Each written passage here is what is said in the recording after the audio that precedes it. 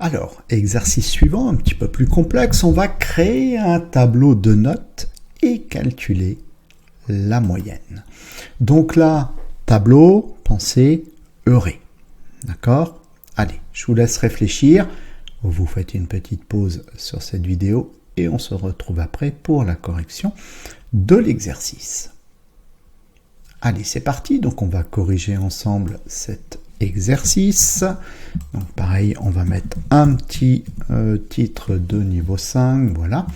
Donc, voilà. On va écrire notre PHP. On va ouvrir PHP et on va fermer PHP. Bien. Ici, alors, je vais être gentil. On va mettre quand même un petit peu de commentaires. Ici, on va dire tableau des notes. C'est un petit peu plus difficile, hein, mais bon, l'idée... Et on se sert que presque de tout ce qu'on a appris ensemble. Je vous donnerai une petite astuce à la fin. Bon. Tableau des notes. Donc là, ici, on va faire une variable avec un S parce que cette variable contient un tableau. D'accord? Donc là, ici, on va écrire de manière moderne notre tableau avec des crochets. Et ensuite, on va définir nos notes. Les notes, ce sont soit des entiers, soit des flottes. Ici, histoire de simplifier le truc, on va faire des entiers. Mais ce ne sont pas des chaînes de caractères. Pas de cote. D'accord? Donc, je sais pas, on va dire 12, on va dire 15, on va dire 8, on va dire 17 et on va dire 13 ou 16. Ça n'a aucune espèce d'importance. Bon. CTRL S. Là, on a défini notre tableau de notes. Maintenant, nous allons initialiser une variable. Je vais dire initialiser la variable somme. D'accord? Parce que là, ici, ce qui m'intéresse, c'est de récupérer la somme des notes. 12, plus 15, plus 8, plus 17, plus 16. C'est ça qui m'intéresse. Et on va ranger ça dans une variable somme. D'accord? Donc, on va l'initialiser pour qu'elle existe et on va lui donner la valeur 0. C'est ce qu'on avait fait ensemble quand on avait appris à parcourir un tableau. On avait initialisé une variable et pour parcourir le tableau, on avait fait quoi? On avait utilisé une boucle for each. Donc ici, on va dire on parcourt le tableau des notes.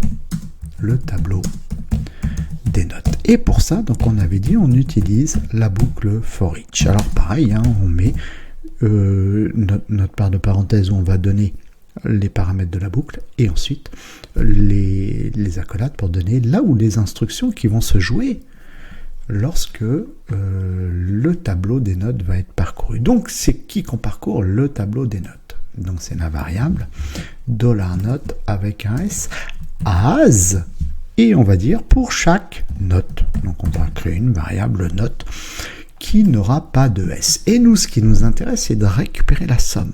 Donc, l'addition de tout ça.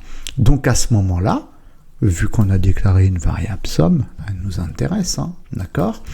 Et on va lui dire, tu vaudras chaque note. Et on se rappelle que là, si je fais ça, le problème, c'est qu'il lui, en mémoire, somme, il vaudra 16. Or, moi, je veux pas qu'il vaut 16, je veux qu'il vaille 12, plus 15, plus 8, plus 17, plus 16. Donc, à ce moment-là, on lui dit plus égale note. On l'a vu ensemble. Donc, ça veut dire que à la premier tour de la boucle, somme vaut 12.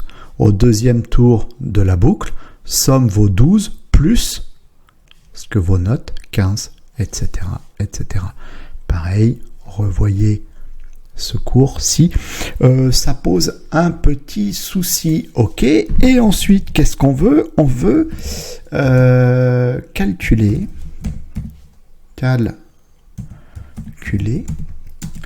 la moyenne.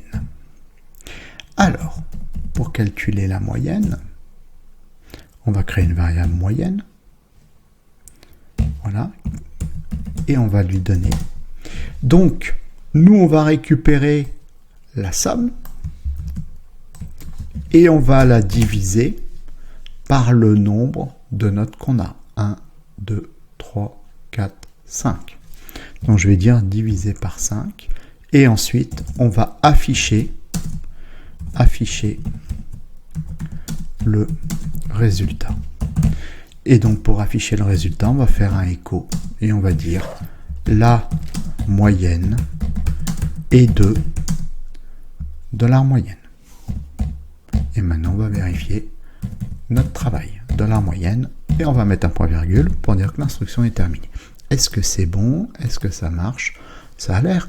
La moyenne est de 13,6. Je vous laisserai faire vos calculs si vous voulez, mais ça sera bon. Alors, là où je voudrais aller pour aller un tout petit peu plus loin, c'est que le fait d'avoir fait ça pour un développeur, pour un informaticien, c'est pas suffisant.